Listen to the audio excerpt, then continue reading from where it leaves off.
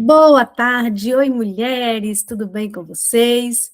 Vamos agora para este livro maravilhoso, finalizar mais um livro. Esse ano de 2026 é uma vitória nós finalizarmos mais um livro juntas. Capítulo 11, Ansiedade. Olha que lindo. Então vamos lá, continuar falando sobre os hábitos dos amantes saudáveis 3. Vacina contra o ciúme e os conflitos. Então, o sétimo hábito, promover um diálogo aberto e encantado. Dialogar não é conversar. Conversar é falar sobre o trivial. Dialogar é falar sobre o essencial. Conversar é falar sobre o mundo em que estamos. Dialogar é falar sobre o mundo que somos. Uau! Conversar é discorrer sobre o que está na superfície do planeta Terra, como economia, esporte, ciências, enquanto dialogar é discorrer sobre as camadas mais profundas do planeta mente. Portanto, dialogar e expor o próprio ser para quem ama é transferir para o outro o capital das experiências. Qualquer casal superficial sabe conversar, mas só os casais que se amam com profundidade e sustentabilidade sabem dialogar. Somente eles saem da crosta da inteligência para entrar em espaços ocultos da própria personalidade e da personalidade das pessoas com as quais se relacionam. Você conhece a pessoa que escolheu para dividir a sua história? Como vimos, conhecemos menos do que imaginamos, mas conheceremos menos ainda se contrairmos a habilidade de dialogar. Muitos casais sabem ouvir sons, distinguir melodias, notas musicais, ruídos, porém não sabem ouvir a voz da emoção. Têm ousadia para brigar, contudo, são tímidos para ouvir antes de criticar. São corajosos para reagir instintivamente. Entretanto, são frágeis para fazer o silêncio proativo. Sabem ser cúmplices dos atritos, mas não o são da tolerância. São ótimos juízes para apontar a estupidez do outro, mas péssimos amantes para se proteger. A personalidade é uma grande casa. A maioria dos maridos e das esposas conhece. No máximo, a sala de visitas um do outro. A arte do diálogo exige muitos requisitos. Falamos sobre isso no encontro de casais, no curso, né? E cada dia mais podemos aprender. Gente, esse livro é precioso. E podemos aprender a dialogar de verdade, não somente conversar. A diferença de conversar com dialogar. Uau! A. Aprender a ouvir. É impossível aprender a dialogar sem previamente aprender a ouvir.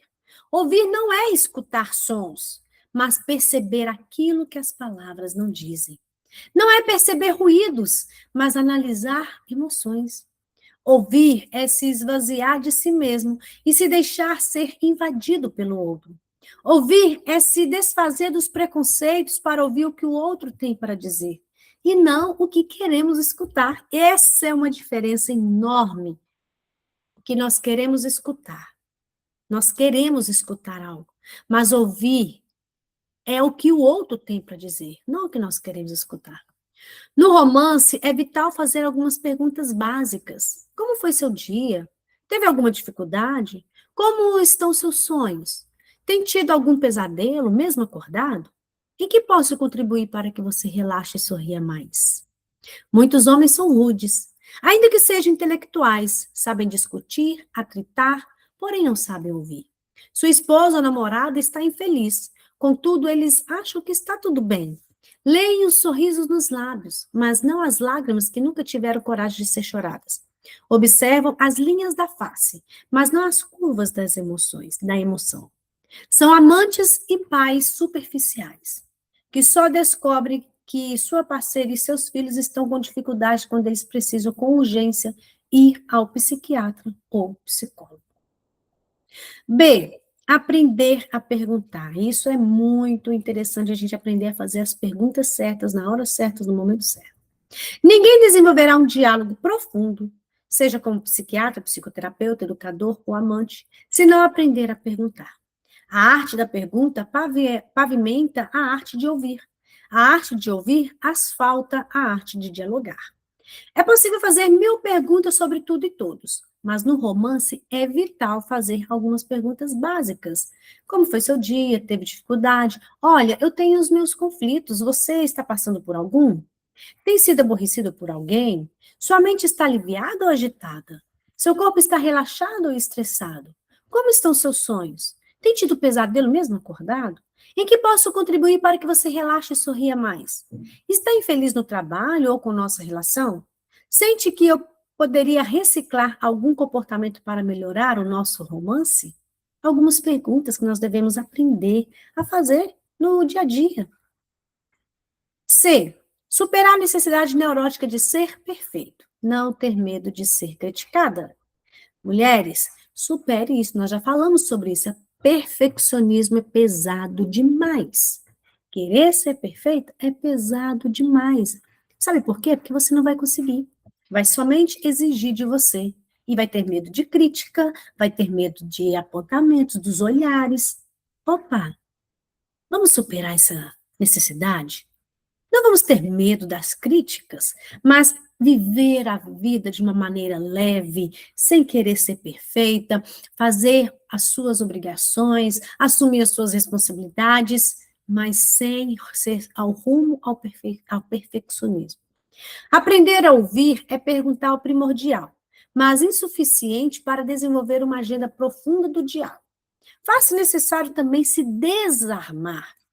Reconhecer que se é apenas um ser humano, superar a necessidade neurótica de ser perfeito, ou seja, às vezes já vai para um diálogo armada, armada. Vai fazer alguma pergunta, mas se ele falar isso, tal, vou falar isso, não. Se tiver algo que você precise melhorar, não tenha medo. Não tenha medo de ser criticada ou se defende excessivamente quando alguém aponta suas falhas. Tem baixo nível de diálogo. Quem burra qualquer coisinha, nós já falamos, isso é atitude de criança. Nós somos mulheres maduras.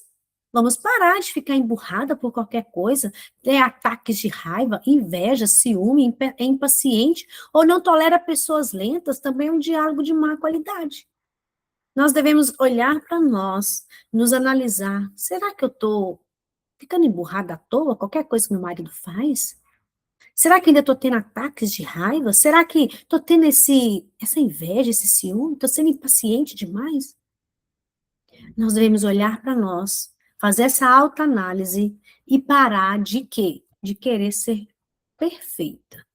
Mas essa autoanálise é importante para nosso dia a dia. Mas alguém poderá indagar, quem então escapa dessa armadilha mental?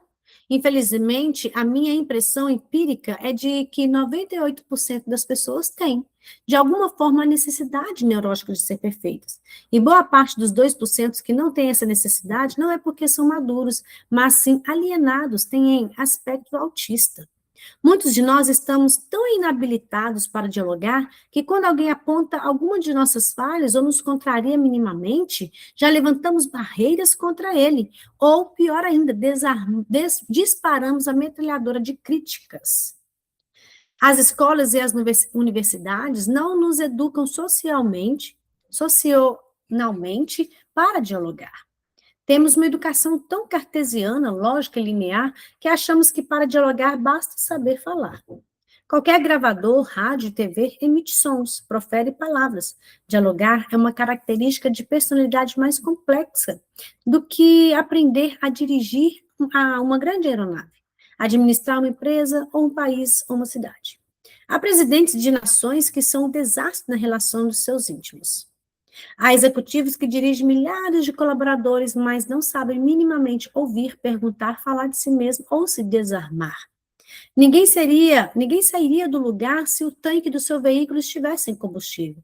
Mas as pessoas querem movimentar e incrementar o relacionamento com seu amado, seu filho, os seus alunos, mais difíceis sem colocar o combustível do diálogo nas relações. Isso é impossível.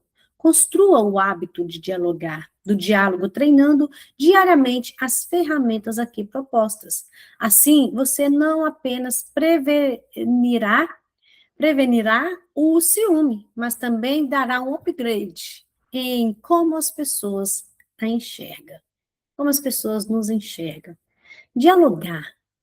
Não precisamos ser perfeitas, mas dialogar é algo que nos leva mais perto daquela pessoa que a gente ama.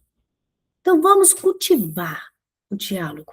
Mais uma vez, reitero que, para cultivar o amor, o melhor caminho não é dar presentes caros, mas dar a mais cara de todas as joias, seu próprio ser.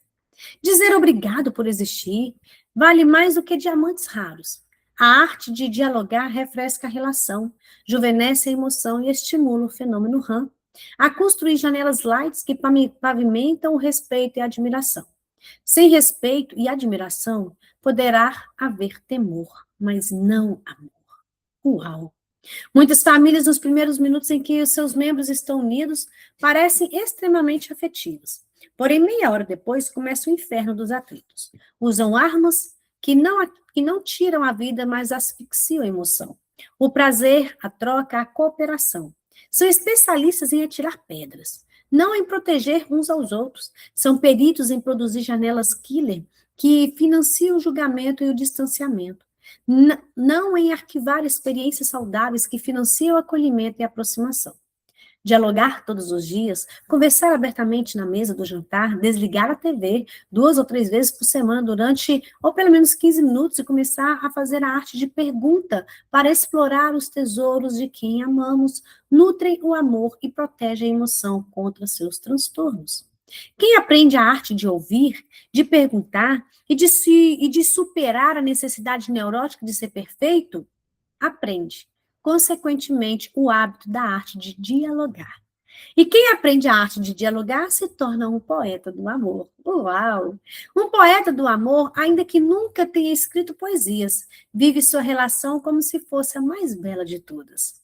Torna-se um amante excelente, um educador brilhante, um líder fascinante. Agora, o 8º hábito. Então, o 7º, né, que nós vimos, é sobre o diálogo. Superar a necessidade neurótica de mudar o outro.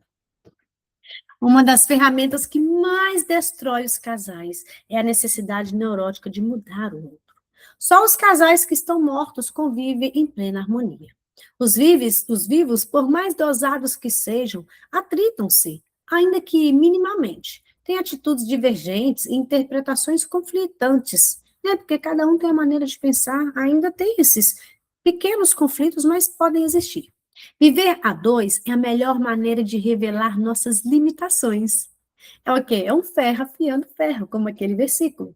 E em toda divergência, o eu, como representante do livre-arbítrio e da autocrítica, deveria fazer o silêncio proativo, que é a oração dos sábios, calar-se por fora e debater-se por dentro. Tá vendo que tudo tem um tempo certo? O tempo certo de dialogar. Eclesiastes 3 fala sobre isso, sobre o tempo para todas as coisas. Ou seja, há tempo de abraçar, há tempo de afastar-se de abraçar. Ou seja, no relacionamento, o tempo de dialogar, tempo de fazer as perguntas sábias, o tempo de fazer a oração dos sábios, que é o silêncio. Calar-se por fora, para não debater, para não continuar uma briga, uma intriga, mas debater-se por dentro, fazendo as perguntas para si mesmo. Ou seja, às vezes ele falou algo que te feriu, ou seja, você vai conversar consigo mesma. Isso me define? Não. Ele que foi grosso, não eu. Ele que agiu errado, não eu. Gente, isso muda toda a nossa história e a gente aprende a falar, a calar e falar na hora certa, muda todo o nosso relacionamento.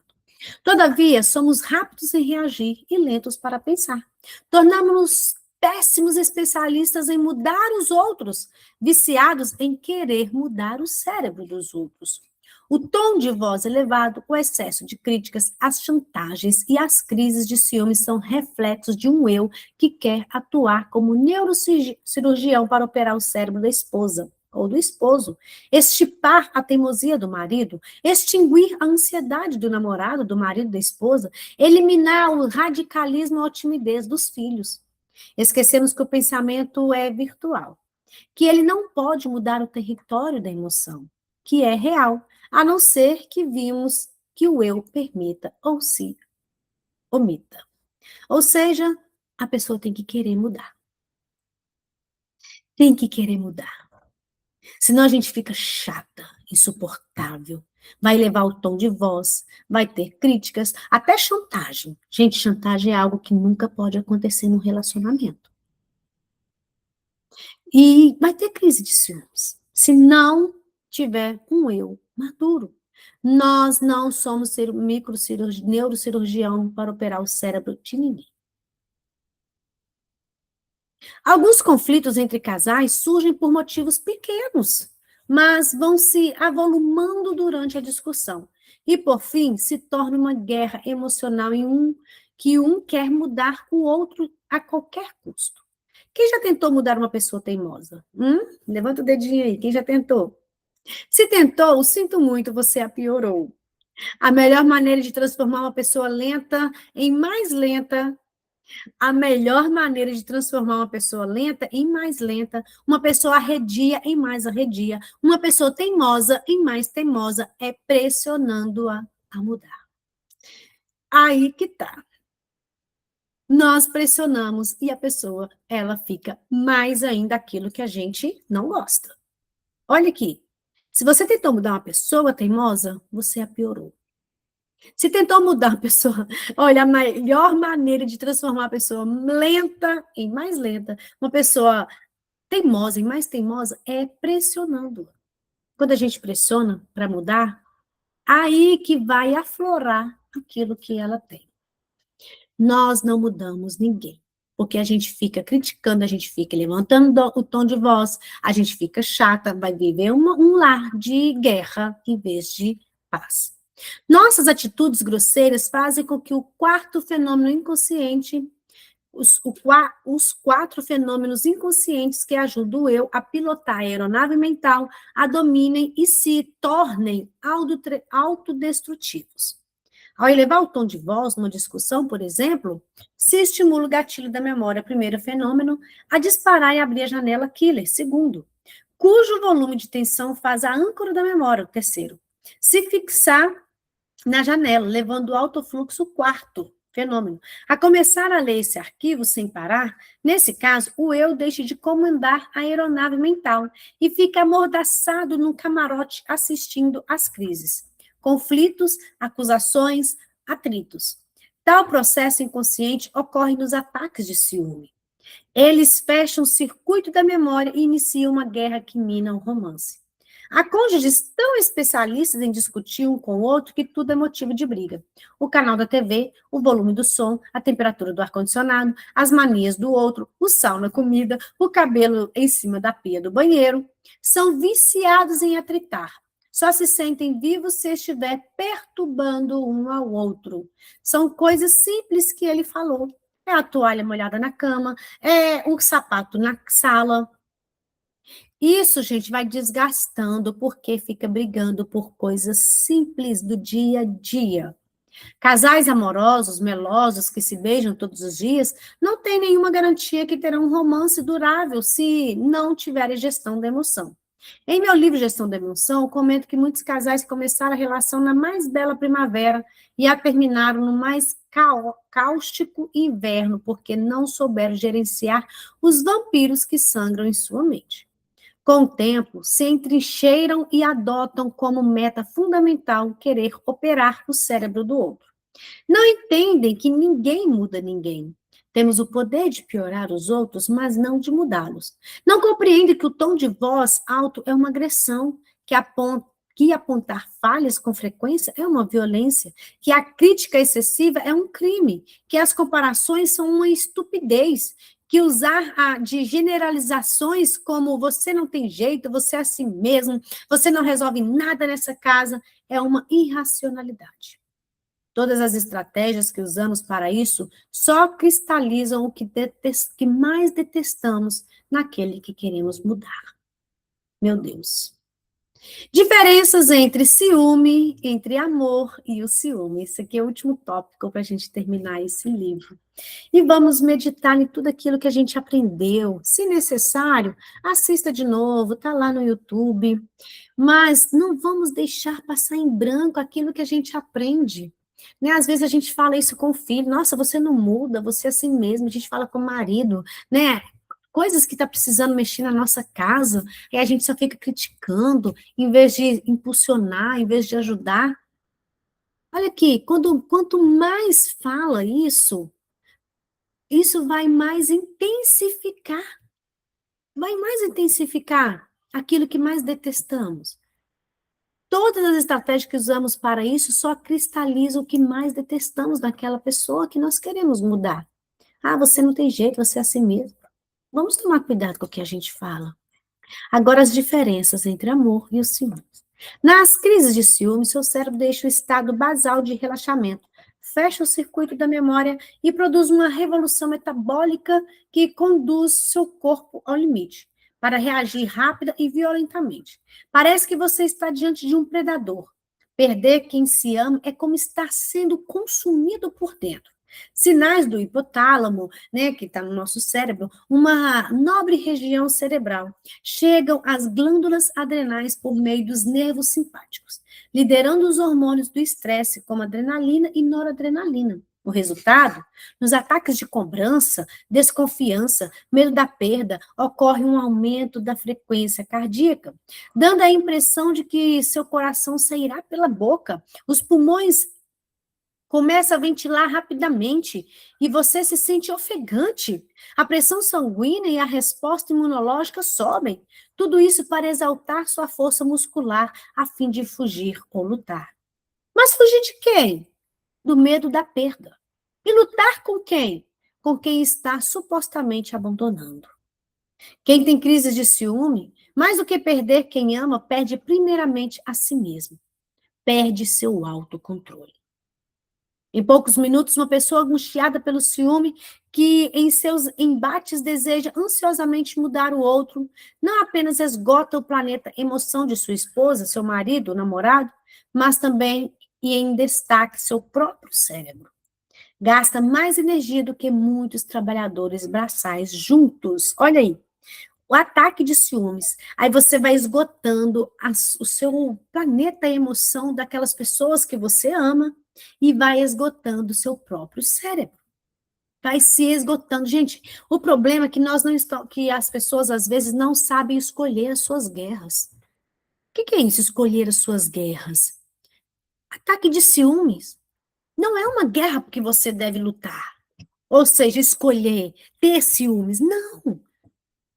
Porque o ciúmes é saudade de si, é perder o controle, é perder a si mesma, é deixar de se amar por causa do outro. E aí você vai adoecer aquela pessoa, a emoção daquela pessoa, porque você fica pressionando, fica falando o tempo inteiro, e o seu próprio cérebro. Você vai gastando energia, mais do que o trabalho braçal. Porque seu cérebro, que tem essas reações surpreendentes, porque para ele você não é mais um número da multidão, e sim um ser humano único, inigualável, insubstituível. Você é insubstituível. Você não deveria ter ciúmes do outro, independentemente de quem quer que ele seja. Deveria ter ciúmes de você mesma, da sua saúde emocional e física, da sua autoestima, que estão indo ladeira abaixo. Seu eu pode diminuir seu valor, pode se inferiorizar diante de quem ama, menosprezar-se diante das celebridades. Porém, seu cérebro nunca fará isso. Para seu cérebro, ninguém é mais importante do que você. Você é a peça vital do universo. E, portanto, deveria se abraçar e dizer, apesar de tudo, eu me amo. É isso, é você olhar para você com esse olhar de amor. Que quantas pessoas, né, depois que termina um relacionamento, tem coragem de matar ou tem coragem de suicidar? Por quê? Não protegeu o eu, não protegeu sua emoção, não se ama de verdade. Vamos proteger o nosso universo. O nosso cérebro, ele está certo de dizer que nós somos a pessoa mais importante aqui na Terra. para nós mesmos. Nós temos que aprender a gerir nossas emoções, temos que aprender a não comprar todos os lixos para nós. Escolha a guerra que você quer lutar, mas lute para vencer, não para morrer na batalha, não para morrer diante dessa batalha. Ciúmes é algo que te adoece, então se livra disso. E vai gerando o quê? Ansiedade. Vai tendo as palpitações, vai tendo tantos problemas emocionais. Tem pessoas que mancham o corpo. Gente, tem gente que dá vitiligo, fibromialgia, tudo por causa disso, não sabe lidar com as emoções. Por isso, termino este livro exaltando as diferenças entre o amor e o ciúme, como ele começou, para nós nunca esquecermos. O amor é paciente, o ciúme é ansioso. O amor é generoso, o ciúme é egoísta. O amor é tolerante, o ciúme é julgador. O amor é curativo, o ciúme é vingativo. O amor, ele é libertador, o ciúme, ele é controlador. O amor, ele é investidor. O ciúme, ele é explorador, só quer me dar, dar. O amor não guarda mágoas, o ciúme jamais se esquece, as esquece. O amor é resiliente, o ciúme é hipersensível. O amor eleva sua autoestima, o ciúme deprecia. O amor é colaborador, o ciúme é sabotador. Quem tem crise de ciúme, tem mais do que perder quem ama, perde primeiramente a si mesmo, perde seu autocontrole. Em poucos minutos, uma pessoa angustiada pelo ciúme, que em seus embates deseja ansiosamente mudar o outro. Não apenas esgota o planeta emoção da sua esposa, do seu marido ou namorado, mas também destaque o seu próprio cérebro. E nós finalizamos este livro. Ele deixou uma carta de amor para mim e para você.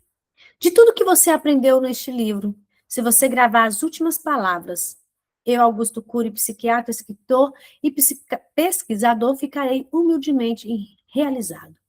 De acordo com a gestão da emoção, ciúme é saudade de mim. Por quê? Porque toda pessoa que tem ciúme exige do outro aquilo que não dá para si. Toda pessoa que tem ciúme procura o reconhecimento e a atenção do outro.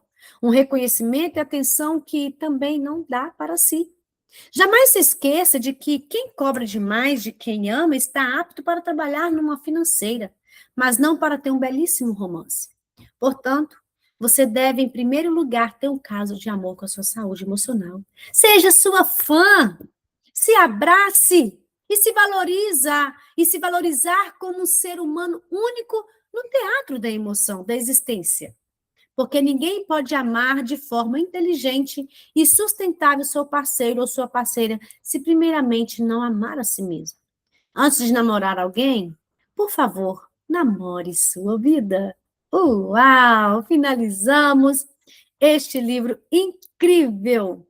Como é gostoso, né? Gente, vamos celebrar mais um livro que nós finalizamos hoje. Quem pode abrir a câmera para a gente tirar uma foto? Eu fico tão feliz